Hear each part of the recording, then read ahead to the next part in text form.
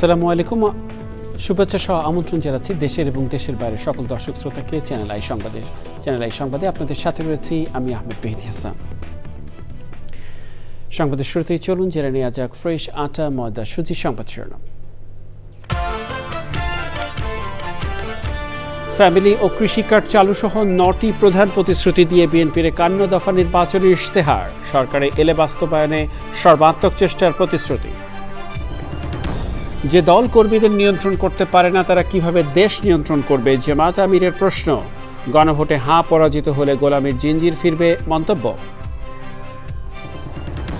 এবং গাজীপুরে চিকিৎসক সানোয়ার হোসেনের বিশাল কৃষি খামার, প্রযুক্তি নির্ভর যান্ত্রিক জীবনের পাশাপাশি মাটির সান্নিধ্যে সুস্থতা আর প্রশান্তির অনন্য উদাহরণ।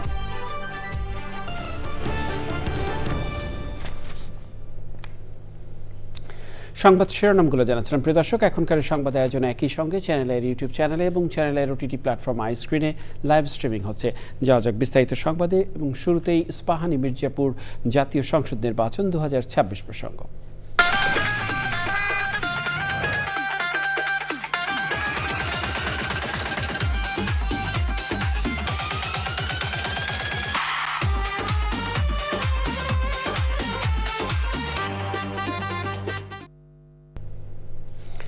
সবার আগে বাংলাদেশ স্লোগানে ফ্যামিলি ও কৃষি কার্ড চালু সহ 9টি প্রধান প্রতিশ্রুতি দিয়ে 51 দফার নির্বাচনী ইশতেহার দিয়েছে বিএনপি। রাজধানীর একটি হোটেলে দলের চেয়ারম্যান তারেক রহমান নির্বাচনী ইশতেহার ঘোষণা করেন। তারেক রহমান বলেন, ভোটে জয়ী হয়ে সরকারে এলে এই ইশতেহার বাস্তবায়নে সর্বাত্মক চেষ্টা করবেন তিনি। রাহুল রায়ের রিপোর্ট। শুধু প্রচারণা নয়, রাজনৈতিক দলগুলোর জন্য নির্বাচনী ইশতেহার ভোটারদের কাছে খুবই গুরুত্বপূর্ণ। নির্বাচনী ডামাডোলের মধ্যে রাজধানীর একটি হোটেলে 5 ভাগে 51 দফার ইশতেহার দিল বিএনপি। দলের মহাসচিব মির্জা ফখরুল ইসলাম আলমগীর সহ সিনিয়র নেতাদের নিয়ে বিএনপি চেয়ারম্যান তারেক রহমান সেই ইশতেহার তুলে ধরেন। বিভিন্ন দেশের কূটনীতিক ও গণমাধ্যম ব্যক্তিত্ব ও বিশিষ্টজনরা ছিলেন এ আয়োজনে। বিএনপি ঘোষিত 31 দফা, জুলাই সনদ, নির্বাচনী জনসভায় তারেক রহমানের নানা পরিকল্পনা এবং সাম্প্রতিক রাজনীতির বিভিন্ন দিক বিবেচনায় বিএনপির এই ইশতেহার। রাষ্ট্র ব্যবস্থার সংস্কার, বৈষম্যহীন আর্থসামাজিক উন্নয়ন ও টেকসই রাষ্ট্রীয় সক্ষমতা অর্জন, ভঙ্গুর অর্থনীতি পুনর্গঠন ও পুনরুদ্ধার, অঞ্চলভিত্তিক সুষম উন্নয়ন, ধর্ম, সমাজ, ক্রীড়া, সংস্কৃতি এবং সংহতি, এই 5টি অধ্যায়ে 51 দফা রয়েছে বিএনপির নির্বাচনী ইশতেহারে। দেশ এবং জনগণের সুদৃশ্য পরিকল্পনাকেই আমি বলেছিলাম আই হ্যাভ এ প্ল্যান।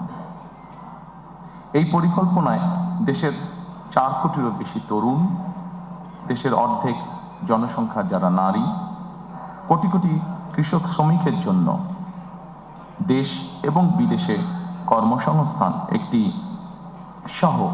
একটি স্বনির্ভর বাংলাদেশ গঠন করার জন্যই প্রতিটি সেক্টর ভিত্তিক কর্ম পরিকল্পনা আমরা গ্রহণ করেছি। মুক্তিযোদ্ধা মন্ত্রণালয়ের মধ্যে আমরা একটি ডিপার্টমেন্ট তৈরি করতে চাই, যেটির কাজ হবে 2024 সালে যে গণ অভ্যুত্থান হয়েছে এবং বিগত 16 বছর ধরে গণতন্ত্র পুনরুদ্ধারের আন্দোলনে বহু মানুষ যারা খুন গুণ শিকার হয়েছেন, যারা বিভিন্নভাবে নির্যাতিত হয়েছেন, এই মানুষগুলোকে আমরা কিভাবে সহযোগিতা করতে পারি, কিভাবে এদের পাশে দাঁড়ানো যায়, সেই ব্যাপারে আমাদের একটি পরিকল্পনা রয়েছে আলাদা একটি ডিপার্টমেন্ট তৈরি করার মাধ্যমে। দুর্নীতি নির্মূল, সুশাসন প্রতিষ্ঠা, মানুষের অর্থনৈতিক মুক্তির ভাবনার সঙ্গে তরুণ ও নারীদের আকাঙ্ক্ষা গুরুত্ব পেয়েছে বিএনপির ইশতেহারে।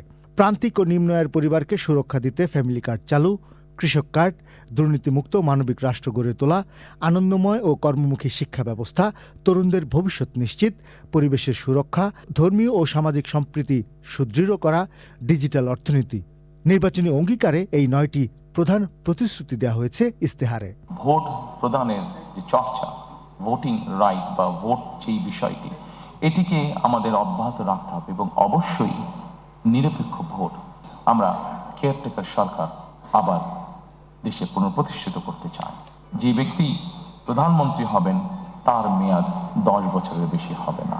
শুধু প্রতিশ্রুতি নয়, তা পূরণের জন্য শতভাগ চেষ্টা করবেন বলে জানান তারেক রহমান। আমার দল, বাংলাদেশ জাতীয়তাবাদী দল, আগামী 12 তারিখে নির্বাচনে জয়ী হয়ে ইনশাআল্লাহ সরকার গঠনে সক্ষম হলে আমাদের সর্বাধিকার সর্বোচ্চ অগ্রাধিকার থাকবে এই তিনটি বিষয়ের উপর গুরুত্ব আরোপ করা: দুর্নীতি, আইনের শাসন এবং জবাবদিহিতা। যে কোনো মূল্যে আমরা এটিকে সর্বোচ্চ অধিকার দিব। গণমাধ্যমের পূর্ণ স্বাধীনতা নিশ্চিত করার কথা বলে আইনি জটিলতা ও হয়রানি দমনের অঙ্গীকার করেন বিএনপি চেয়ারম্যান। তিনি বলেন, ধর্মীয় স্বাধীনতা ও সম্প্রীতি নিশ্চিত করা হবে, খেলাকে পেশা হিসেবে প্রতিষ্ঠা করা হবে, মানুষের ভোটে ক্ষমতায় যাওয়া এবং রাষ্ট্রের উন্নয়নে পরিকল্পনাগুলো বাস্তবায়নে সবার সহযোগিতা চেয়েছেন BNP chairman Tarique Rahman. Rahul Roy, channel I, Dhaka. এদিকে জাতীয় সংসদ নির্বাচন সামনে রেখে নির্বাচনী প্রচারের অংশ হিসেবে উত্তরাঞ্চলের ৩ জেলায় জনসভায় অংশ নিচ্ছেন বিএনপি চেয়ারম্যান তারেক রহমান। প্রথমে সকাল 11:30টায় ঠাকুরগাঁও সরকারি বালক উচ্চ বিদ্যালয়ের বড় মাঠে জনসভায় যোগ দেবেন তারেক রহমান।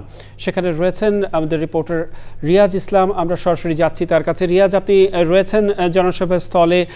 এই জনসভা স্থলে বিএনপি চেয়ারম্যান তারেক রহমান ভাষণ দেবেন এবং সেখানে নেতাকর্মীরা আসতে শুরু করেছেন কিনা, সর্বশেষ কি তথ্য রয়েছে আপনার কাছে, কি পরিস্থিতি দেখছেন আপনি?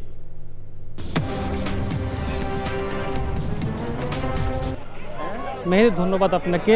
ত্রয়োদশ জাতীয় সংসদ নির্বাচনকে সামনে রেখে বিএনপি চেয়ারম্যান তারেক রহমান তিনি উত্তরবঙ্গে যে 3টি জেলা রয়েছে অর্থাৎ ঠাকুরগাঁও, নীলফামারী এবং দিনাজপুর, এই 3টি জেলায় তিনি আজকে জনসভা করবেন। আমি এই মুহূর্তে রয়েছি ঠাকুরগাঁও সরকারি উচ্চ মাধ্যমিক বিদ্যালয়ে এবং সেখানে আসলে বেলা 11টার সময় তিনি 11:30টার সময় তিনি আসার কথা রয়েছে। যদিও তিনি সকাল 10টার সময় ঢাকা থেকে সৈয়দপুরে পৌঁছাবেন, তারপর সেখান থেকে তিনি হেলিকপ্টার যোগে এই ঠাকুরগাঁও হেলিপ্যাডে নামবেন, তারপর এই জনসভায় অংশ নেবেন বলে আমরা জানতে পেরেছি। ইতিমধ্যে যে বিষয়গুলো জানিয়ে রাখি যে তিনি 23 বছর পর কিন্তু ঠাকুরগাঁওয়ে আসছেন এবং জেলা বিএনপির আয়োজনে এই জনসভাটি হচ্ছে এবং এখানে কিন্তু সাধারণ মানুষের উৎসব মুখর পরিবেশ বিরাজ করছে।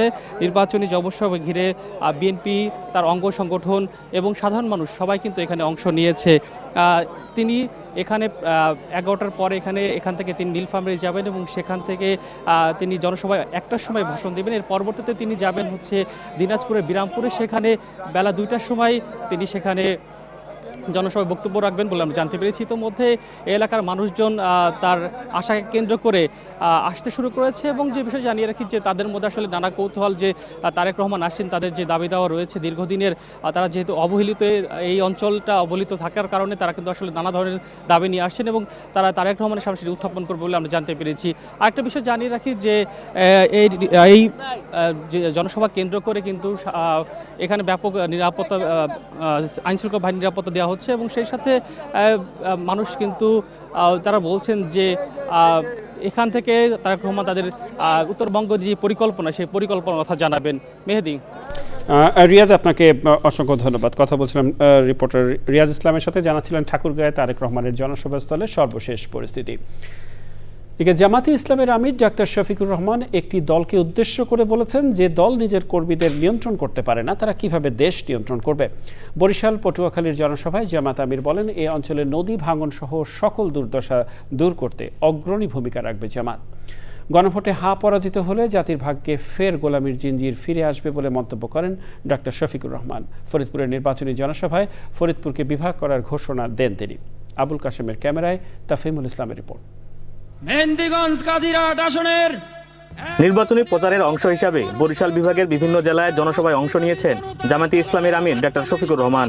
দিনের শুরুতেই বরিশালের মেহেন্দিগঞ্জ উপজেলার পাতারহাটে আরসি কলেজ মাঠে জনসভার মঞ্চে উঠেন জামাতের আমির ডাক্তার শফিকুর রহমান। বরিশালের বিভিন্ন এলাকা থেকে খণ্ড খণ্ড মিছিল নিয়ে দলীয় নেতাকর্মী ও সাধারণ মানুষের উপস্থিতিতে কানায় কানায় পূর্ণ হয়ে যায় জনসভা স্থল। মাঠ ছাড়িয়ে আশেপাশের সড়কগুলোতেও জড়ো হন নেতাকর্মীরা। বরিশালের মানুষদের নানান প্রতিশ্রুতি দিয়ে ডাক্তার শফিকুর রহমান বলেন, যে দল নিজেদের কর্মীদের নিয়ন্ত্রণ করতে পারেন না, তারা কিভাবে দেশ নিয়ন্ত্রণ করবেন। 54 বছরে যাদেরকে দেখেছি তাদের আমলনামা আমাদের সামনে আছে, আর 5 আগস্ট থেকে এই 17 মাস যাদেরকে দেখেছি তাদের আমলনামাও আমাদের সামনে আছে। এখানে যাদের আমলনামাকে আমরা ভালোবাসবো তাদেরকেই আমরা ভোট দেব। যারা নিজের দল সামলাইতে পারে না তারা কি দেশ সামলাতে পারবে? যারা নিজের দল সামলাতে পারে ইনশাল্লাহ তারাই দেশ সামলাতে পারবে। জনগণ সুযোগ দিলে জামায়াতে ইসলামী 18 কোটি মানুষের পাহারাদার হিসাবে কাজ করবে বলে জানান ডাক্তার শফিকুর রহমান। বাংলাদেশ জামাতে ইসলামী চেষ্টা করেছে তার দলটাকে সামাল দেওয়ার। কোনো অন্যায়ের সাথে কেউ যাতে কোনোভাবে সম্পৃক্ত না হয় তার পাহারাদারি করার। এতদিন পাহারাদারি করেছি দলের, এবার আপনারা একটু মেহরবানি করে সুযোগ দেন, আমরা এখন 18 কোটি মানুষের চৌকিদারি করতে চাই, তাদের জীবন সম্পদ ইজ্জতের পাহারাদার হতে চাই। সে সুযোগটা আপনারা যদি দেন, ইনশাআল্লাহ আপনাদের আস্থার প্রতিদান দেওয়া হবে আমাদের জন্য ওয়াজিব। এরপর জামায়াতে ইসলামীর আমির অংশ নেন পটুয়াখালীর বাউফল জনসভায়। এখানেও কানায় কানায় পূর্ণ হয়ে যায় জনসভা স্থল। প্রধান অতিথির বক্তব্যে জামায়াতের আমির গণভোটের হাঁয়ের পক্ষে ভোট চান। জনসভায় জামায়াতের আমির বলছেন তারা ক্ষমতায় গেলে নারীদের জন্য আমার আয়ের সংসার নামে একটি প্রকল্প চালু করবেন, যে প্রকল্পের মাধ্যমে নারীদের প্রশিক্ষণ দিয়ে তাদের হাতে কাজ তুলে দেওয়ার প্রতিশ্রুতি দিচ্ছেন তিনি। প্রার্থীদের হাতে দলীয় প্রতীক তুলে দিয়ে 11 দলীয় জোটের পক্ষে সমর্থন চান ডক্টর শফিকুর রহমান। পটুয়াখালীর জনসভার পর জামায়াতের আমির যোগ দেন ঝালকাঠি, পিরোজপুর ও নড়াইলের জনসভায়। এরপর ফরিদপুরের জনসভায় বক্তব্য দিয়ে শুক্রবারের নির্বাচনী কর্মসূচি শেষ করেন জামায়াতের আমির। আর যদি তুলে দিতে হয় তাইলে মিল ফ্যাক্টরি ইন্ডাস্ট্রি বন্ধ করলে হবে? বন্ধগুলো চালু করতে হবে, নতুন নতুন ম্যানুফ্যাকচারিং ইন্ডাস্ট্রি গড়ে তুলতে হবে। আমাদের মূল লক্ষ্য হচ্ছে গোটা বাংলাদেশকে শিল্পে পরিণত করা, পুরোনো ধাঁচের কাজকর্ম থেকে বাংলাদেশকে সামনে নিয়ে আসা। ফরিদপুরের সরকারি রাজেন্দ্র কলেজ মাঠে লাখো জনতা স্বাগত জানায় জামায়াতের আমিরকে। তাফহিমুল ইসলাম, চ্যানেল আই। এ পর্যায়ে আকিজ ইস্পাত ভোটের হিসাব 360।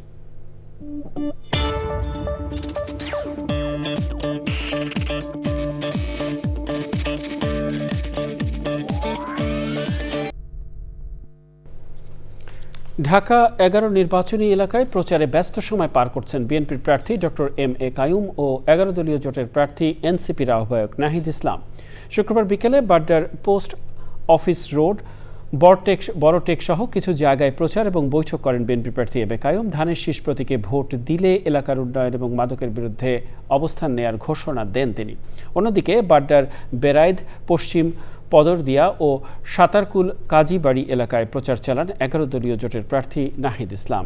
বেশ কয়েকটি উঠোন বৈঠকে অংশ নিয়ে শাপলাকলির পক্ষে ভোট চান তিনি। এবারের নির্বাচনে চাঁদাবাজ এবং ভূমিদস্যুদের বিরুদ্ধে অবস্থান নেয়ার আহ্বান জানান নাহিদ ইসলাম। আমরা দেশটাকে আধিপত্যবাদ মুক্ত করতে চাই, ফ্যাসিবাদ মুক্ত করতে চাই, দুর্নীতি এবং সন্ত্রাস মুক্ত করতে চাই, এবং আমরা একটা ইনসাফ ভিত্তিক, সুশাসন ভিত্তিক একটা দেশ গঠন করতে চাই যেখানে সবার ন্যায্য অধিকার থাকবে। ভোটারদের বলবো, আপনাদের আমাদের চিনেন, আমাদের অতীত জানেন, অনেকে অনেক কথা নতুন এসে বলবে, তার চেয়ে আপনার পরীক্ষিত পরিচিত পূর্বে যারা আমরা কাজ করেছি, তারেক রহমান অনেক জনকল্যাণমূলক কর্মসূচি এনেছে। বিএনপি চেয়ারম্যান তারেক রহমান ঢাকা 17 আসনের সনাতন ধর্মাবলম্বীদের সঙ্গে মতবিনিময় করেছেন। বিএনপি চেয়ারম্যানের গুলশান কার্যালয়ে শুক্রবার এই মতবিনিময় সভা হয়। তারেক রহমান এই আসনে সনাতন ধর্মাবলম্বীদের প্রত্যাশার কথা শোনেন। পরে তিনি প্রার্থী হিসেবে তাদের কাছে ভোট চেয়ে বলেন, এই বাংলাদেশে সবার অধিকার সমান। এ সময় তিনি সকলে মিলে নিরাপদ ও ভালো বাংলাদেশ গড়ার প্রত্যয় ব্যক্ত করেন।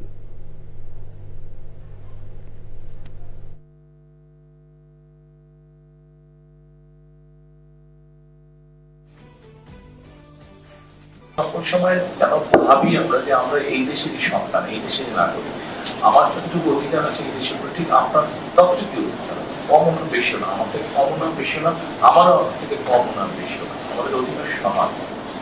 কাজেই প্রত্যেকে আমরা বাংলাদেশি এবং প্রত্যেকে এই দেশের নাগরিক। আমরা নাগরিক হিসাবে আমাদের প্রত্যেকের প্রতি প্রত্যেকের যখন দায়িত্ব আছে, ঠিক একইভাবে আমাদের প্রত্যেকেরই রাষ্ট্রের প্রতি এবং রাষ্ট্রের আমাদের প্রত্যেকের প্রতি দায়িত্ব কর্তব্য আছে। চট্টগ্রাম শহর থেকে প্রায় 50 কিলোমিটার দূরের দ্বীপ উপজেলা সন্দ্বীপ। 2.5 লাখের বেশি ভোটার নিয়ে গঠিত চট্টগ্রাম 3 সংসদীয় আসন ঘিরে বাড়ছে নির্বাচনী উত্তাপ। ত্রয়োদশ জাতীয় সংসদ নির্বাচনের একেবারে কাছাকাছি সময়ে প্রার্থীদের প্রতিশ্রুতি আর ভোটের হিসাব নিকেশে সরগরম হয়ে উঠেছে দ্বীপ জনপদ। সন্দ্বীপ থেকে জাহিদ হাসান শাকিলের রিপোর্ট। চট্টগ্রাম শহর থেকে দূরত্ব মাত্র 50 কিলোমিটার, তবে দুর্গম নদীপথ পেরিয়ে অবস্থিত দ্বীপ উপজেলা সন্দ্বীপ। এটি চট্টগ্রাম 3 সংসদীয় আসন। এই আসনের মোট ভোটার সংখ্যা 2,80,430 জন। রাজনৈতিকভাবে এই আসনটি বিএনপি শক্ত ঘাঁটি হিসেবেই পরিচিত। এবারও সাবেক সংসদ সদস্য মোস্তফা কামাল পাশা প্রার্থী হয়েছেন বিএনপির হয়ে। এছাড়া নির্বাচনের মাঠে রয়েছেন জামায়াত ইসলামীর প্রার্থী আলাউদ্দিন শিকদার এবং ইসলামী আন্দোলনের প্রার্থী আমজাদ হোসেন। একটা উন্নত মানের যোগাযোগ ব্যবস্থা স্থাপনের আমরা একটা ব্যবস্থা নেব। এখনো আমরা জোয়ার ভাটার উপরে নির্ভরশীল হইতে হয়। এবার ভোটের পরিবেশ অত্যন্ত ভালো থাকবে, প্রশাসন যদি নিরপেক্ষ হয়। ভয়ে আমাদের প্রশাসনকে নিয়ে তারা বেচা কিনা হয় কিনা। সন্দ্বীপবাসীর আমাদের প্রতি যে ভালোবাসা, আসলে এটা কৃতজ্ঞতা প্রকাশ করে শেষ করতে পারবো। অতীতের যে ইতিহাস, সেই ইতিহাসের কারণে ভোটাররা মাঝে মধ্যে শঙ্কিত। তবে প্রশাসন আমাদেরকে আশ্বস্ত করেছে এই 2026 সালের নির্বাচন অতীতের মতো নির্বাচন হবে না। 2018 সালে সাবমেরিন কেবলের মাধ্যমে বিদ্যুৎ সংযোগ পেলেও এখনও এই উপজেলার প্রায় অর্ধেক মানুষ বিদ্যুতের বাইরে। দীর্ঘ 15 বছর মানুষ ভোট দিতে পারে না সন্দ্বীপের মানুষ, এবং ভোট দেওয়ার জন্য ভোটাধিকার প্রয়োগ করার জন্য উন্মুখ হয়ে আছে। শান্তিপূর্ণ নির্বাচন নিশ্চিত করতে সন্দ্বীপে নিরাপত্তা জোরদারের কথা জানিয়েছে প্রশাসন। এই বছর আমরা রেকর্ড সংখ্যক নৌবাহিনী সদস্যদেরকে মোতায়েন করেছি 23টি উপজেলা এবং 3টি সিটি কর্পোরেশনে, ঢাকা, চট্টগ্রাম এবং খুলনা সিটি কর্পোরেশনে, এবং আমাদের মোট 5000 সদস্য মোতায়েন রয়েছে। এছাড়া আমাদের দ্বীপাঞ্চল এবং উপকূলীয় এলাকায় 7টি জাহাজ সার্বক্ষণিক মোতায়েন থাকবে। তবে সব মিলিয়ে ভোটের দিন যত ঘনিয়ে আসছে ততই উত্তাপ হয়ে উঠছে চট্টগ্রাম 3 সন্দ্বীপের নির্বাচনী মাঠ। সন্দ্বীপ থেকে জাহিদ হাসান শাকিল, চ্যানেল আই। যাওয়া যাক অন্যান্য সংবাদে। চিকিৎসা পেশার ব্যস্ততার মাঝেও শেকড় ও মাটির টানে দৃষ্টান্ত স্থাপন করেছেন অধ্যাপক ডাক্তার মোহাম্মদ সানোয়ার হোসেন। হাসপাতালে চিকিৎসা সেবা দেওয়ার পাশাপাশি তিনি গাজীপুরের নীলের পাড়ায় গড়ে তুলেছেন বিশাল কৃষি খামার। প্রযুক্তি নির্ভর যান্ত্রিক জীবনে মাটির সান্নিধ্যে সুস্থতা আর প্রশান্তির এক অনন্য উদাহরণ গড়েছেন তিনি। বিস্তারিত জানাচ্ছেন শাইখ সিরাজ। গাজীপুরের নীলের পাড়া গ্রাম, চারিদিকে সবুজের সমারোহ আর পাখির কলকাকলি। এই গ্রামেই গড়ে উঠেছে এক অনন্য কৃষির আয়োজন, যার কারিগর কোনো পেশাদার কৃষক নন, বরং দেশের অন্যতম খ্যাতিমান চিকিৎসক অধ্যাপক ডক্টর মোহাম্মদ সানোয়ার হোসেন। দীর্ঘ 35 বছর সরকারি চাকুরিতে সফলতার পর এখন ব্যস্ত বেসরকারি চিকিৎসায়। চাইলে পারতেন বিদেশের উন্নত নাগরিক সুবিধা গ্রহণ করতে, কিন্তু বেছে নিয়েছেন মাটির সোদা গন্ধ। এটা কেবলমাত্র আমি ইচ্ছা করলেই হয়ে যাবে তাই নয় আর কি, কিন্তু আমার একটা টান আছে মাটিতে, এখানকার পানিতে এবং এই গ্রামের ভিতরে আমার একটা টান আছে। এই মাছের চাষটা কত বছর যাবত এখানে? 10-12 বছর হয়েছে। এগুলো তো আপনাদের না? হ্যাঁ, এটা আমার। দেখেন এই যে আলু লাগাইছি, পেঁয়াজ লাগাইছি, মরিচ, টুপি সব আছে। দেখেন লাউ। বেশিরভাগ কনজিউমার হলো এখানকার আমার যারা কাজ করে। গাভী বলছি এগুলো হলো RCC, দুধ কম হয় কিন্তু এর দুধ হলো অনেক বেশি মিষ্টি। কত মন ধান আপনি পান এই জমি থেকে? এই জমি থেকে আমি প্রায় নিয়ারলি 1000 মন্স।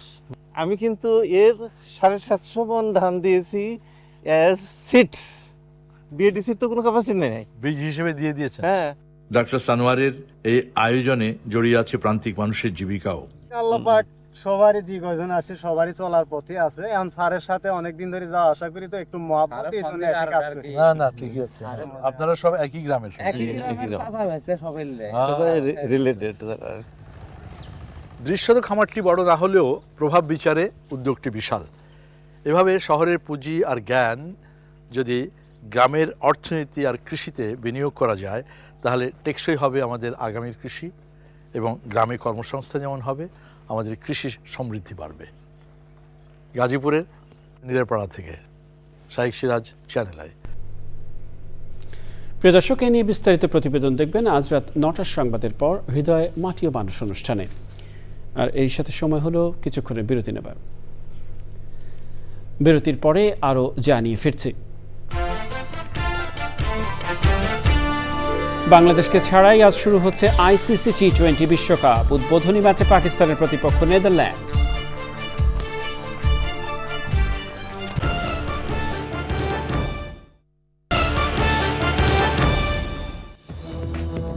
বিরতির পরে আরও একবার আমন্ত্রণ চ্যানেল আই সংবাদে। এ পর্যায়ে নিটল টাটা কৃষি সংবাদ।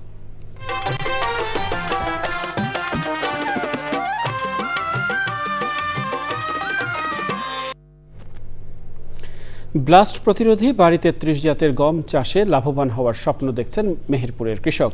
অনুকূল আবহাওয়া, সঠিক পরিচর্যা এবং তীব্র শীতের কারণে এবছর গমের চাষ খুব ভালো হয়েছে। বাজার দর নিয়ে কিছুটা শঙ্কায় আছেন কৃষক। দেখবেন প্রকৃতি সংবাদ।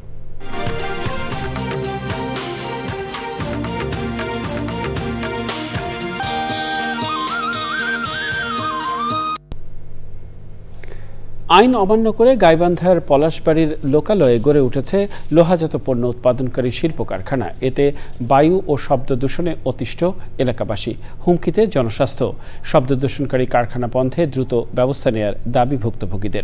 জনদুর্ভোগ কমাতে প্রয়োজনীয় ব্যবস্থা নেওয়ার কথা জানিয়েছে জেলা পরিবেশ অধিদপ্তর।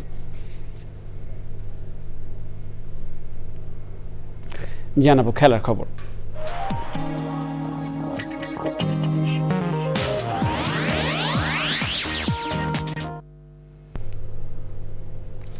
ব্যাপক আলোচনা সমালোচনার পর আজ শুরু হচ্ছে পুরুষদের আইসিসি টি-20 বিশ্বকাপ। ভারত ও শ্রীলঙ্কা যৌথভাবে এই টুর্নামেন্টের আয়োজক।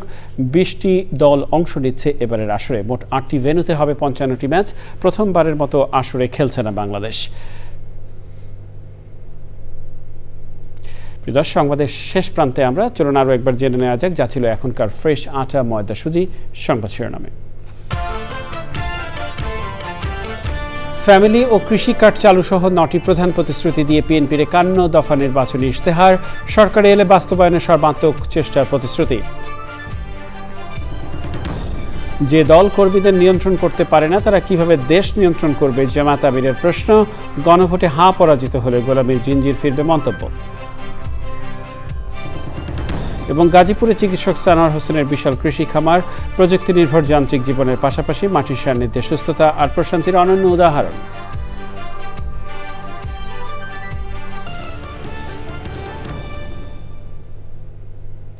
এর সাথে শেষ করছি এখনকার সংবাদ আয়োজন। সংবাদে এতক্ষণ আমাদের সাথে থাকার জন্য সংবাদ টিমের সবার পক্ষ থেকে আপনাদের আবার শুভেচ্ছা।